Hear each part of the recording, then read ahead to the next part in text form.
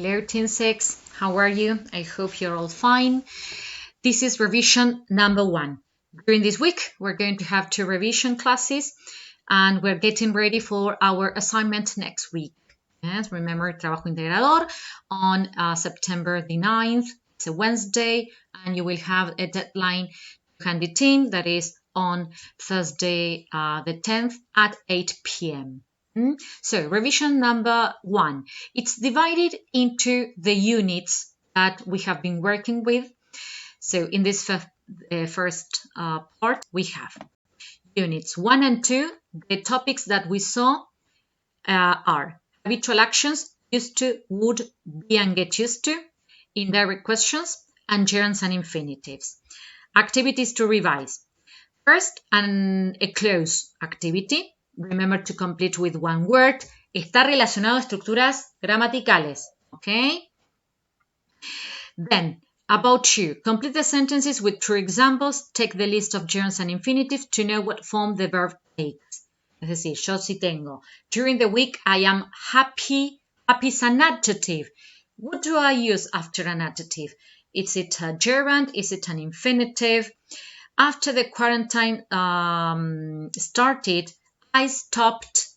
Ya, empezó la cuarentena y yo que dejé de hacer.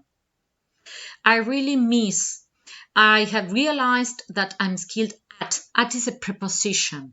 I sometimes worry about another preposition. What's the rule with prepositions? I must remember. ¿Cuáles eran los usos de remember? Tenía dos. Okay. Since the lockdown started, I have tried. Que han tratado, probado. Once this is over, I promise. Despite all the disadvantages the situation has, I like. After such a long time at home, I got used to. ¿Sí? Es decir, completamos las oraciones. Pay attention to the structure. Then, activities 3 and 4. Comparatives and superlatives, adjectives and adverbs, articles, so and such, so and enough, and past tenses. So in activity number 3, you're going to compare and contrast. The situation is home office versus working at the office. Look at the two situations and compare and contrast them using the following structures. Write one sentence for each of them. Es decir, you have to write all in all 10 sentences about the pictures, comparing and contrasting them. And I want you to use the specific structure I'm giving you in each point. Es decir, one sentence with a comparative, with more, a long adjective, and than. Okay, for example,